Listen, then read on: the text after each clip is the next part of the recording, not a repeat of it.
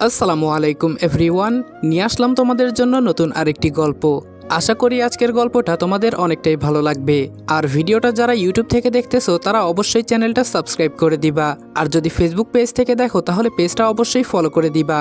আমাদের ফেসবুক পেজের link pin কমেন্টে দেওয়া আছে। তো চলো বেশি কথা না বলে গল্প শুরু করা যাক। নিজের বাবার পকেট থেকে 10,000 টাকা চুরির মিথ্যা অপবাদে মার খেয়ে মুমূর্ষু অবস্থায় বাড়ির উঠোনে পড়ে আছে রনি। রনির সৎ মা আর সৎ ভাই একসাথে বলে তারা নাকি নিজের চোখে দেখেছে রনি টাকা নিয়েছে। তাদের কথাই বিশ্বাস করেন রনির বাবা শফিক মিয়া। ছেলেকে কোনো কথা বলার সুযোগও দেননি তিনি। রনি বারবার বলছিল সে চুরি করেনি, কিন্তু সেই কথা যেন কারো কানে পৌঁছালো না। রাগে অন্ধ হয়ে শফিক মিয়া রনিকে ক্রিকেট খেলার ব্যাট দিয়ে মারতে শুরু করেন। একসময় রনি আর দাঁড়িয়ে থাকতে পারেনি, পড়ে যায় উঠোনে। তবুও থামেনি সেই রাগ। সবশেষে দরজার সামনে দাঁড়িয়ে তিনি কঠিন গলায় বলেন, আজকে এই মুহূর্তে তুই আমার বাড়ি থেকে বের হয়ে যাবি। তোর মতো চোর ছেলে আমার দরকার নেই। ঘরের দরজার পাশে দাঁড়িয়ে তখন সৎমা আর সৎ ভাই, তাদের মুখে শয়তানি হাসি। উঠোনে পড়ে থাকা রনি নিঃশব্দে কাঁদছিল। রনির সৎমা নাসরিন বেগম এসে রনির চুল ধরে উপরের দিকে মুখ তুলে বলল, খুব তো বলেছিলি তোর বাপ তোর কথা বিশ্বাস করবে। আমাদের মা ছেলেকে এই বাড়ি থেকে বের করার ব্যবস্থা করবি। দেখ এখন কে বাড়ি থেকে বের হচ্ছে। রনি নাসরিন বেগমকে বলল, আপনি আর আপনার আগের পক্ষের ছেলে মিলে টাকাগুলো সরিয়ে আমার নামে মিথ্যা অপবাদ দিয়েছেন। আমার বাবার থেকে আমাকে দূরে করেছেন। এর শাস্তি আপনারা একদিন ঠিকই পাবেন। রনির সৎ ভাই পাভেল মায়ের পাশে দাঁড়িয়ে রনিকে বলল, এত প্যান প্যান করিস না তো। আব্বা কি বলেছে শুনতে পাস নাই? তোর কি কি মালপত্র আছে সবকিছু নিয়ে এই বাড়ি থেকে বের হয়ে যা। মা চলো তো, এই ছোট লোকের সাথে কোনো কথা বলার দরকার নেই। রনি আহত শরীর নিয়ে নিজের রুমে চলে যায়। নিজের প্রয়োজনীয় কাগজ ও কিছু পোশাক একটা ব্যাগে ভরে নেয়। শফিক মিয়া ওকে বেশি টাকা দিত না, মাঝে মাঝে যা দিত তা রনি জমিয়ে রেখেছিল। সে জানতো একদিন ওকে ওর নিজের বাড়ি থেকে বের করে দিবে, আর সেই জমিয়ে রাখা টাকাগুলো হবে ওর শেষ সম্বল। সব ব্যাগে ভরে রনি ব্যাগ নিয়ে চলে যায় ওর বাবার রুমে। শফিক মিয়া বিছানায় পা ঝুলিয়ে বসে আছেন, এখনও রাগে ফুঁসছেন তিনি। রনি ওনার পায়ে ধরে বলেন, আমি চলে যাচ্ছি বাবা, আমার কোনো ভুল থাকলে মাফ করে দিয়েন। শফিক মিয়া রনিকে এক লাথি দিয়ে দূরে ফেলে দেয় আর বলেন, চলে যা এখান থেকে। কোনো কিছুর অভাব রেখেছি তোর, তাও তোর চুরি করতে হবে কেন?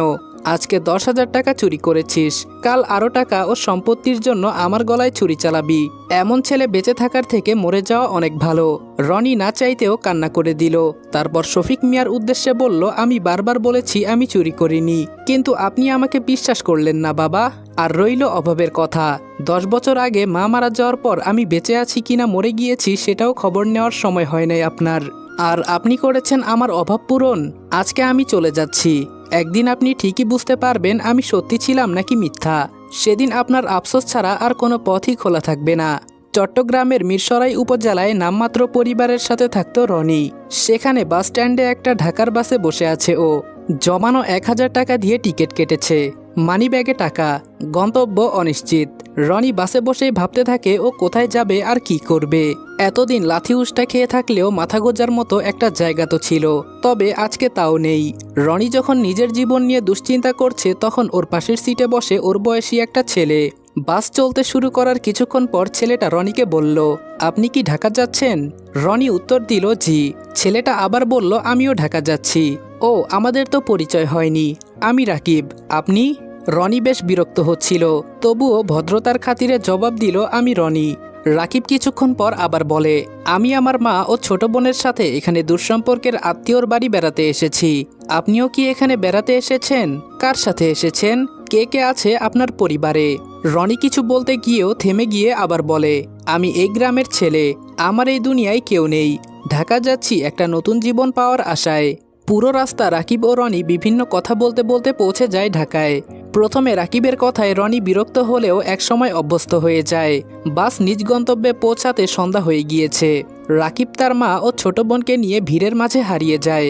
ঢাকা শহরে ভিড়ের মাঝেও কেউ কেউ ভীষণ একা থাকে, রনিও তাদের মধ্যে একজন। রাতটাও কাটিয়েছিল বাস টার্মিনালের এক কোণে, মাথার নিচে ব্যাগ, চোখে ঘুম নেই। শুধু একটাই প্রশ্ন, এখন আমি কোথায় যাব? ও জানে কেউ ওকে খুঁজছে না, কেউ অপেক্ষা করছে না।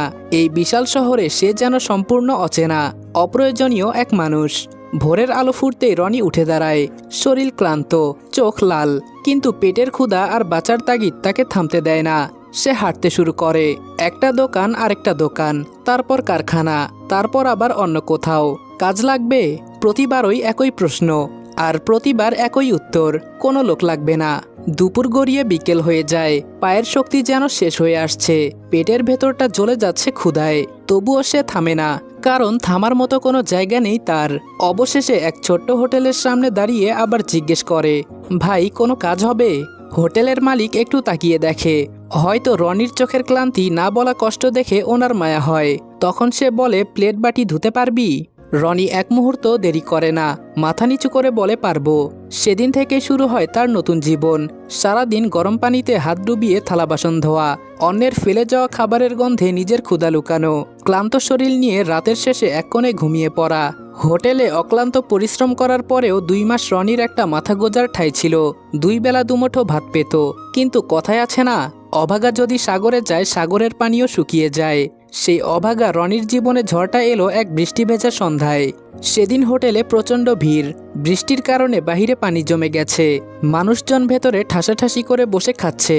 মালিক বারবার চিৎকার করছে, এই রনি, তাড়াতাড়ি কর, প্লেট কোথায়? রনি দৌড়াতে দৌড়াতে কাজ করছে। রনির হাত পা কাঁপছে, শরীর ক্লান্ত, চোখ ভর্তি ঘুম, তবুও থামার কোনো সুযোগ নেই। ঠিক তখনই একটা বড় টেবিলে 5 জন কাস্টমারের অর্ডার নিয়ে যাচ্ছিল সে। হঠাৎ করে হাত পিছলে গেল, ঝনঝন শব্দে সব প্লেট মাটিতে পড়ে ভেঙে চুরমার। পুরো হোটেল এক মুহূর্তে চুপ। তারপর হঠাৎ করে বলে উঠল, এই হারামজাদা! মালিক দৌড়ে এসে রনির কলার চেপে ধরল। হোটেল মালিক বলল, কতবার বলেছি সাবধানে কাজ করবি, এই প্লেটগুলোর দাম জানিস? রনি কাপা গলায় বলল, ভাই ভুল হয়ে গেছে, এমনটা আর কখনো হবে না। কিন্তু কেউ শোনার মতো অবস্থায় নেই। মালিকের প্রথম থাপ্পড়টা মারতেই রনি হোঁচট খেয়ে পড়ে গেল, তারপরে লাথি। তুই আমার ব্যবসা নষ্ট করে দিচ্ছিস। আরেকজন কর্মচারীও যোগ দিল, এই ছেলেটা শুরু থেকেই ঠিক না। কেউ হাত ধরে টানছে, কেউ ধাক্কা দিচ্ছে। মেঝেতে পড়ে থাকা রনি শুধু হাত দিয়ে মাথা ঢাকার চেষ্টা করছে। চারপাশে অনেক মানুষ দাঁড়িয়ে দেখছে, কেউ কেউ আবার ফিসফিস করছে, কিন্তু রনিকে বাঁচাতে কেউ এগিয়ে আসছে না। হঠাৎ একজন কাস্টমার উঠে বলল, এইভাবে মারছেন কেন? ছেলেটা তো ভুল করতেই পারে। কিন্তু মালিক রেগে গিয়ে বলল, আপনি আপনার কাজে থাকেন, এটা আমার হোটেল। এরপর আবার রনির দিকে ফিরে বললেন, আজকেই তোর শেষ দিন, এখনই বের হয়ে যা। রনি ধীরে ধীরে উঠে দাঁড়ালো, ঠোঁট ফেটে রক্ত বের হচ্ছে, চোখে পানি জমে আছে। সে কিছু বলতে চাইলেও গলা দিয়ে শব্দ বের হলো না। চুপচাপ রান্নাঘরের কোনায় গিয়ে তার ছোট্ট ব্যাগটা তুলে নিল। ভেতরে শুধু পুরনো কয়েকটা কাপড়। ব্যাগ নিয়ে দরজার কাছে এসে একবার পেছনে তাকালো। বাহিরে তখনও বৃষ্টি পড়ছে। রনি দরজা পেরিয়ে রাস্তায় দাঁড়ালো। আশেপাশে তার কেউ নেই, কোনো কিছুই নেই, শুধু অন্ধকার আর বৃষ্টির শব্দ। তার মাথার উপর আর কোনো ছাদ নেই। ধীরে ধীরে হাঁটা শুরু করলো সে। কোথায় যাবে সে নিজেও জানে না। শুধু একটা কথাই তার মনে ঘুরছে, আমার জন্য কি কোথাও একটু জায়গা নেই? রনি হোটেল থেকে বের হয়ে একটা নিরিবিলি জায়গায় বসেছিল। চোখ দিয়ে অনবরত পানি পড়ছে। ঠিক তখনই 3 জন লোক এসে দাঁড়ালো তার সামনে।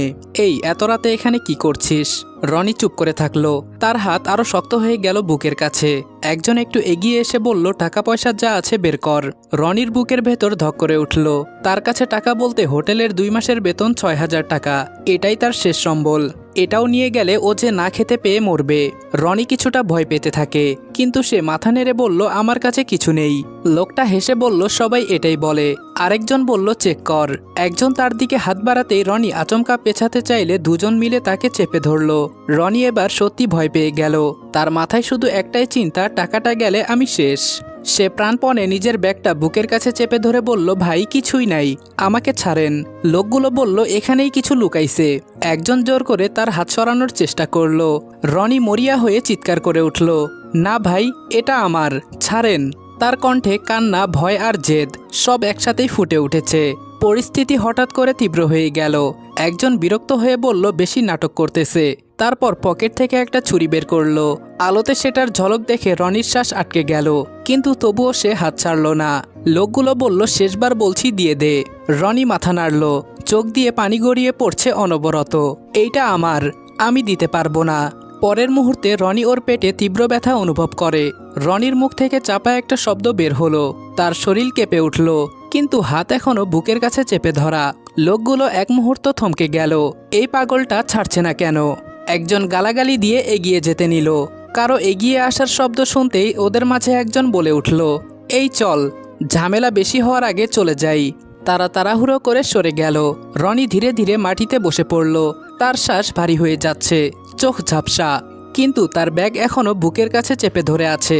সে কাঁপতে কাঁপতে ভেতর থেকে টাকাগুলো বের করলো। ভেজা নোটগুলো শক্ত করে চেপে ধরলো। তার ঠোঁট এখনো কাঁপছে। এইটা আমার টাকা। চোখ দিয়ে পানি গড়িয়ে পড়ছে। চারপাশে কেউ নেই, শুধু ভেজা রাত, নীরব রাস্তা। আর এক জায়গায় একা একা বসে আছে রনি। দূরে একটা আলো এগিয়ে আসছে, কারো পায়ের শব্দ। কেউ যেন ডেকে বলছে, এই এখানে কে আছে? রনি চোখ তুলে তাকানোর চেষ্টা করে, কিন্তু চোখ দুটো ঝাপসা হয়ে আসে। লুটিয়ে পড়ে রাস্তায়। হাতের মুঠোয় এখনও সেই ৬,০০০ টাকা শক্ত করে ধরা। দূরে যে পায়ের শব্দটা শোনা যাচ্ছিল সেটা দ্রুত কাছে চলে এলো। একটা মাঝবয়সী লোক, হয়তো রাতের পাহারাদার বা পথচারী, দৌড়ে এসে থমকে দাঁড়ালো। এই, কে এখানে? কি হয়েছে তোমার? রনির চোখ আধখোলা, ঠোঁট কাঁপছে, কিন্তু শব্দ বের হচ্ছে না ঠিকভাবে। লোকটা নিচু হয়ে তার অবস্থা দেখে আটকে উঠল। ইন্নালিল্লাহ, এ তো রক্ত। সে দ্রুত চারপাশে তাকালো, তারপর চিৎকার করে ডাকতে লাগলো, এই, কেউ আছেন? এখানে একজন আহত ব্যক্তি পড়ে আছে। কিছুক্ষণ পর আশেপাশের ২-৩ জন লোক ছুটে এলো। কেউ পানি আনলো, কেউ ফোন বের করে সাহায্যের জন্য কল দিল। একজন বলল, দ্রুত হাসপাতালে নিতে হবে, দেরি করলে খারাপ হইতে পারে। তারা মিলে রনিকে সাবধানে তুলে নিল। তখনও রনির হাত শক্ত করে ধরা। একজন লক্ষ্য করলো ওর হাতে কি আছে। আরেকজন আলতো করে বলল, ধরতে দাও, মনে হয় টাকা পয়সা, এজন্যই ছাড়তেছে না। রনি অচেতন অবস্থাতেও হাতটা আরো শক্ত করে চেপে ধরল। হাসপাতালের সাদা আলোয় যখন রনির জ্ঞান ফিরল, তখন সে প্রথমে কিছু বুঝতে পারল না। ব্যথার চোটে মনে হচ্ছে সে মরেই যাবে। তার পাশেই স্যালাইন ঝুলছে।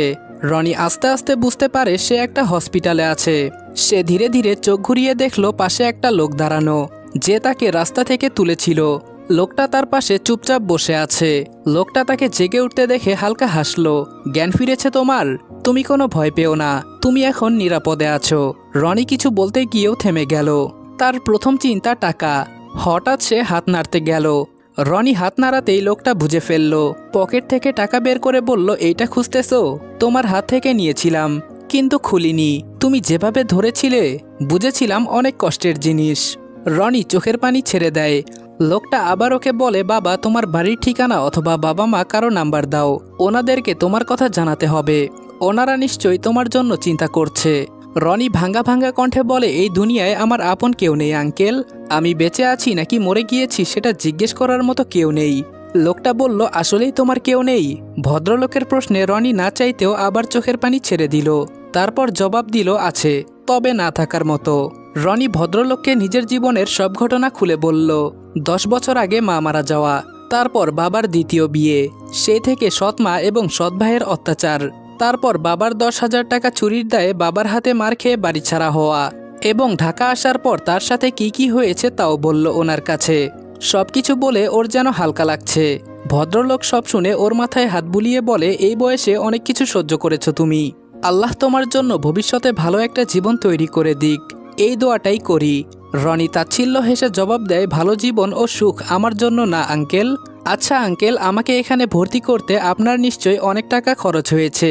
রনি তার 6,000 টাকা বের করে বলল, এই নিন আঙ্কেল, আমার কাছে এইটুকুই আছে। ভদ্রলোক রনির টাকা ফিরিয়ে দিয়ে বলল, আমার এটা লাগবে না। আচ্ছা, তুমি এখন কি করবা? কিছু কি ভেবেছো? রনি বলল, কি আর করব আঙ্কেল, এখান থেকে বের হয়ে আবার দরজায় দরজায় ঘুরবো কাজের জন্য। পেটের ক্ষুধা দূর করতে লাগবে খাবার, আর সেই খাবার জোগাড় করতে টাকার প্রয়োজন আঙ্কেল।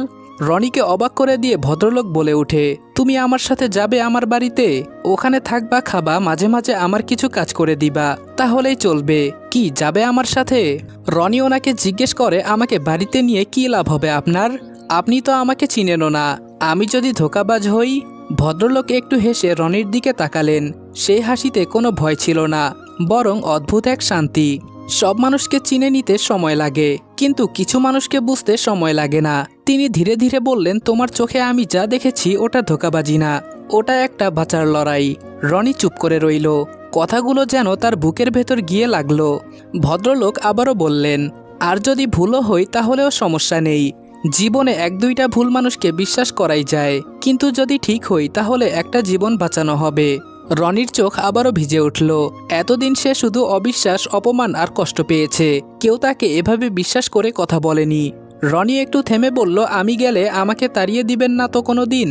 মাহবুবুর রহমান কিছুক্ষণ চুপ করে রইলেন, তারপর দৃঢ় কণ্ঠে বললেন, তুমি যদি নিজে চলে যেতে না চাও তাহলে তোমাকে কেউ তাড়াতে পারবে না। এই কথাটা যেন রনির ভাঙ্গা হৃদয়টাকে একটু করে জোড়া লাগালো। হাসপাতালের সাদা দেয়ালের দিকে তাকিয়ে রনি দীর্ঘশ্বাস ফেলল, তারপর ধীরে ধীরে মাথা ঘুরিয়ে ভদ্রলোকের দিকে তাকালো। রনি বলল, আমি যাব। ভদ্রলোকের সাথে ওনার গাড়িতে বসে আছে রনি। কথায় কথায় জানতে পেরেছেন ওনার নাম মাহবুবুর রহমান। মাহবুবুর রহমান মাঝে মাঝে ওর দিকে তাকাচ্ছিলেন। তিনি বললেন, ভয় লাগতেছে? রনি একটু হেসে বলল, হালকা ভয় লাগতেছে।